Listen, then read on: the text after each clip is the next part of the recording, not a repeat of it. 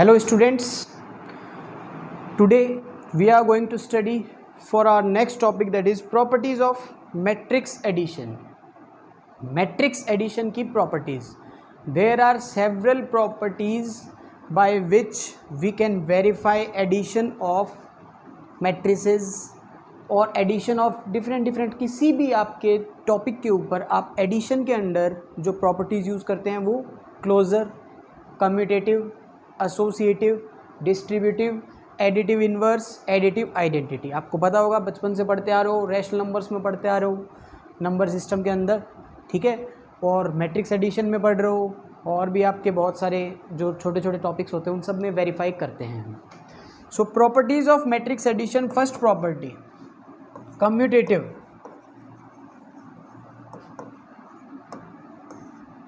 Commutative. So what is commutativity? Commutativity लिख देते हैं. What is commutativity? Position change. पढ़ाया आपने 11th क्लास में, पढ़ाया आपको. पोजीशन जो चेंज होती है उससे क्या इम्पैक्ट होता है. सो अंडर कम्यूटेटिविटी एडिशन में जब हम पढ़ रहे हैं A plus B, A is a matrix, B is a matrix. Addition में पढ़ रहे हो तो एडिशन की बात करते हैं दोनों के.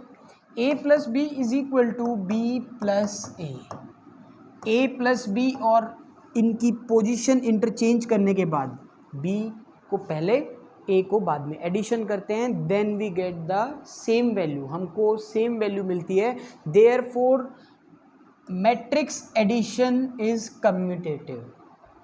मैट्रिक्स एडिशन क्या है? कम्यूटेटिव है. ए प्लस बी और बी प्लस ए इक्वल है. इससे कोई हमको प्रॉब्लम नहीं होनी चाहिए. इसमें कम्यूटेटिविटी का मतलब very clear. Now associativity second है आपका. एसोसिएटिविटी. अब एसोसिएटिविटी लॉ क्या बोलता है? एसोसिएटिविटी लॉ जो होता है, एसोसिएट करना. एसोसिएट आपको खुद को पता है क्या करना होगा. एसोसिएट का मतलब ऐड करना होगा. यहाँ हम 3 मैट्रिसेस का एडिशन पढ़ेंगे. कैसे?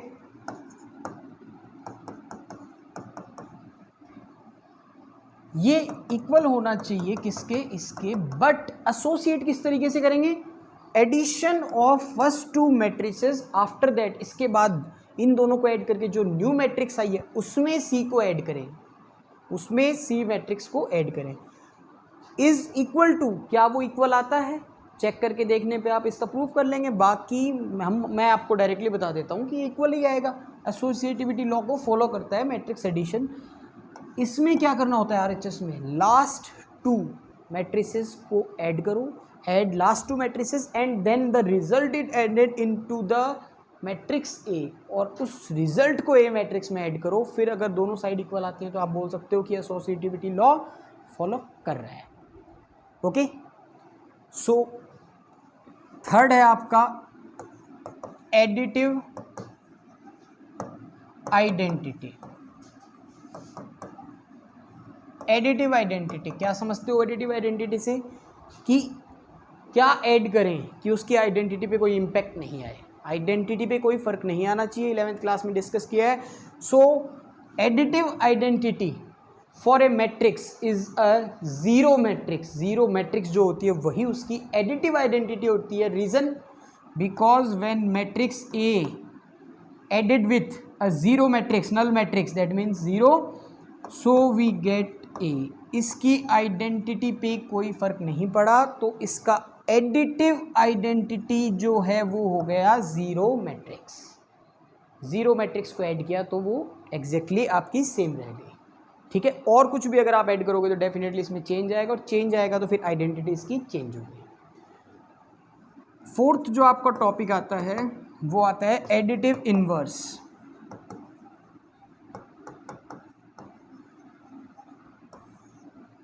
अब एडिटिव इनवर्स किसको एक्सप्लेन करता है? एडिटिव इनवर्स आपका एक्सप्लेन करता है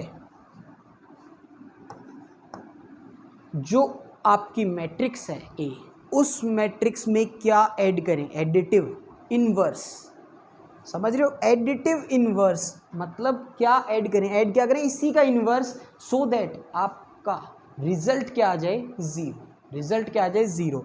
सो इसमें ज़ीरो रिजल्ट लाने के लिए आपको पता है क्या ऐड करना पड़ेगा, 3 है, 3 में क्या ऐड करूं कि रिजल्ट जो है वो ज़ीरो आ जाए, -3। सो क्या किया आपने, उसमें चेंज किया साइन और उसमें ऐड कर दिया।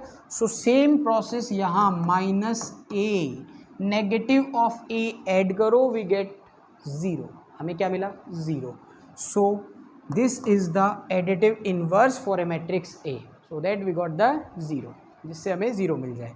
सो इसका थोड़ा सा ध्यान रखिएगा, ये सिर्फ आपके नॉलेज के लिए है। एडिटिव आइडेंटिटी की आइडेंटिटी चेंज नहीं होनी चाहिए, और ऐड क्या करें वही है उसका एडिटिव आइडेंटिटी होती है। एडिटिव इन्वर्स भी वही होता है जो आपको 0 वैल्यू रिजल्ट में दे, और क्या ऐड करें तो डेफिनेटली उसका साइन चेंज करके ही ऐड करना है, ठीक है। नेक्स्ट आता है multiplication of to matrices.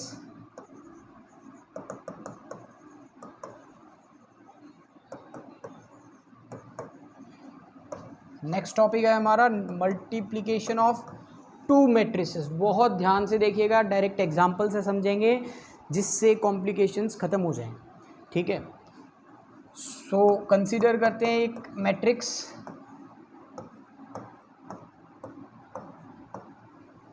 Having order 2 into 3, clear. Another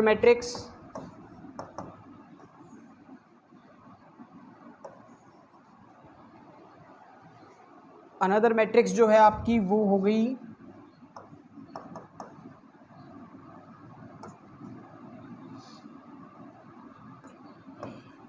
three rose 2 columns. अब रीज़न ये है कि मल्टीप्लिकेशन में ये ऑर्डर्स मैंने लिए हैं, क्यों लिए हैं। सबसे पहली बात ये आपको पता होना चाहिए कि ये ऑर्डर्स क्यों लिए गए हैं। Multiplication of to matrices is possible only when, दो मैट्रिक्स जो हैं आपकी उनका मल्टीप्लिकेशन तभी पॉसिबल है when the number of columns, when the number of columns of first matrix are equal to the number of rows of second matrix।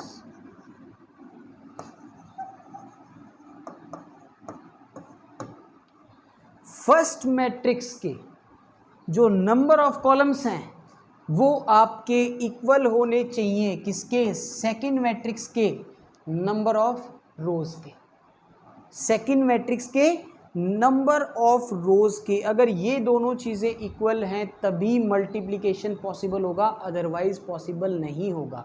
और इसी के साथ एक एडिशनल पॉइंट और बता देता हूँ, the resultant matrix will be of order, resultant क्या आएगा, ए इंटू बी कर रहा हूँ मैं, बी इंटू ए डिफरेंट आएगा, ए इंटू बी। सो ए इंटू बी, ये जो मैट्रिक्स आएगी, रिजल्ट जो आएगा वो किस ऑर्डर का आएगा, वो ऑर्डर होगा ये वाला, number of rows of first matrix, number of columns of second matrix. दोनों बातों को बहुत केयरफुली सुनना।